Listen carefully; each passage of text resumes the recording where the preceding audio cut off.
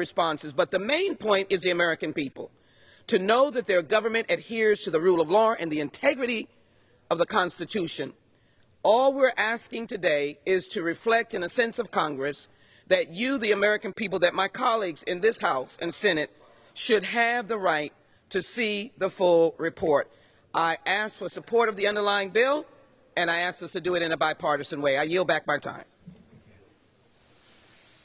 Gentleman reserves. The gentleman from Georgia is recognized. Thank you, Mr. Speaker. I would ask my friend from California if he has any speakers remaining. No, that's our last speaker.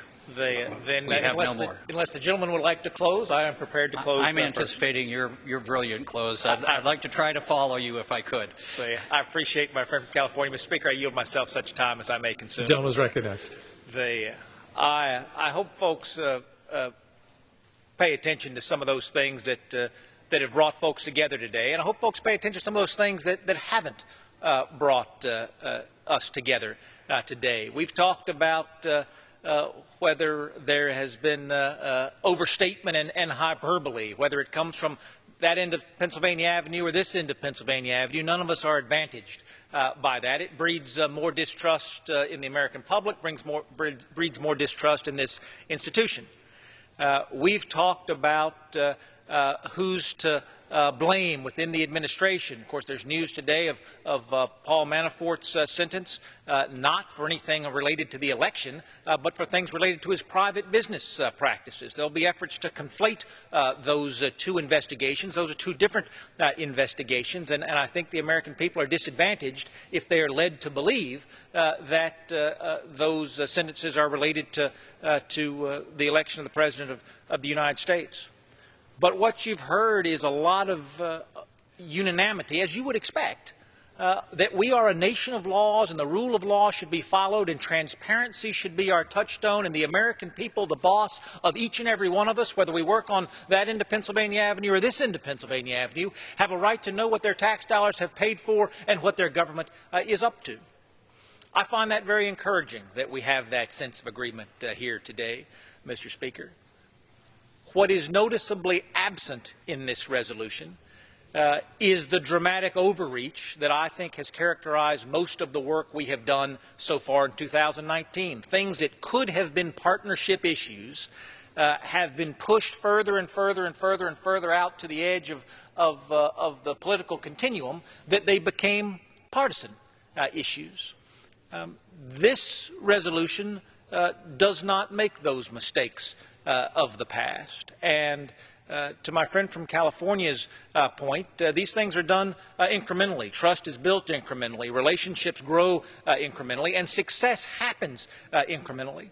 It is my great hope, Mr. Speaker, that those things that unite us, transparency, rule of law, trust in and of the American people, will begin today to flourish in ways perhaps those common themes have not thus far, and both parties play a role in that disappointing outcome. But success has to begin on one day, Mr. Speaker. Perhaps success begins today. I serve on the Transportation Infrastructure Committee. There's no such thing as a Republican road or a Democratic bridge. There's no such thing as sitting in traffic on a Democratic highway or missing your child's soccer game because of malfunctions on a Republican road. We're all in this together, and that is true more often than not. I do not plan to offer a previous question today, Mr. Speaker, because this isn't one of those issues that dramatically divides us. As my friend suggested, in the Rules Committee, we passed this out. I think our first voice vote of the year out of the Rules Committee, and intend to do exactly that today.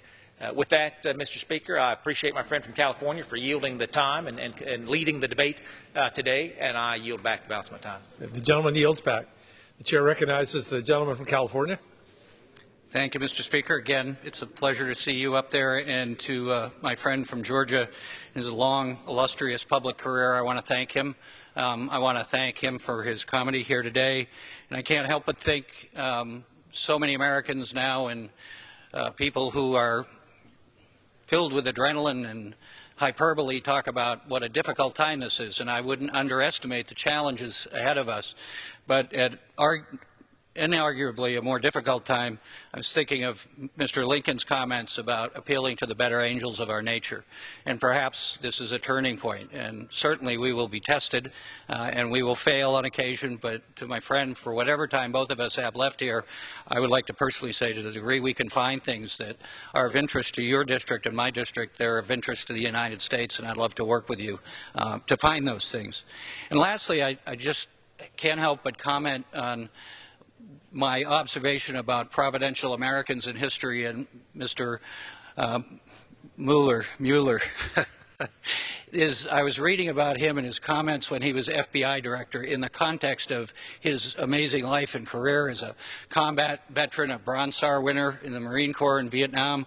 I think of my own father, who was a devoted Marine Corps combat veteran who's buried in Arlington.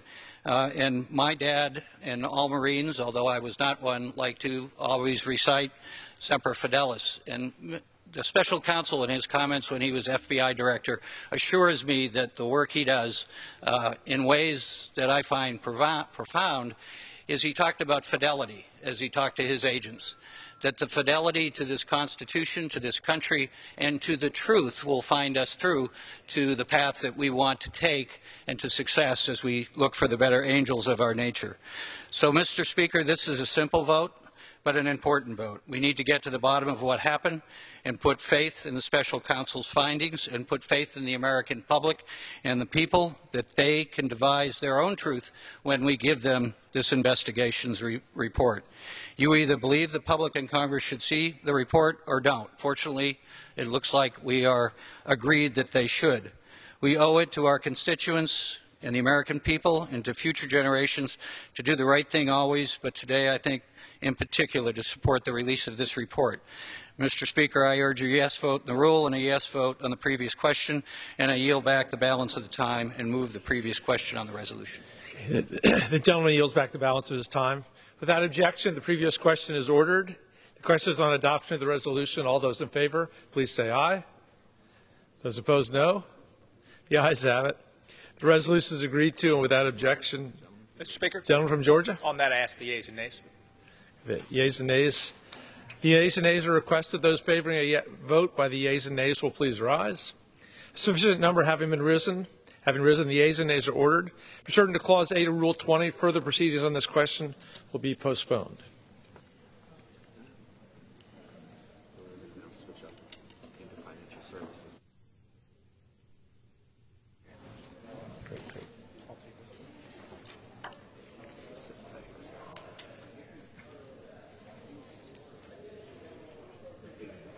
And are they doing an hour for the debate? It's max 40 minutes, but I'm surprised if they take it. Pursuant to Clause 8 of Rule 20, the Chair will postpone further proceedings today on the motion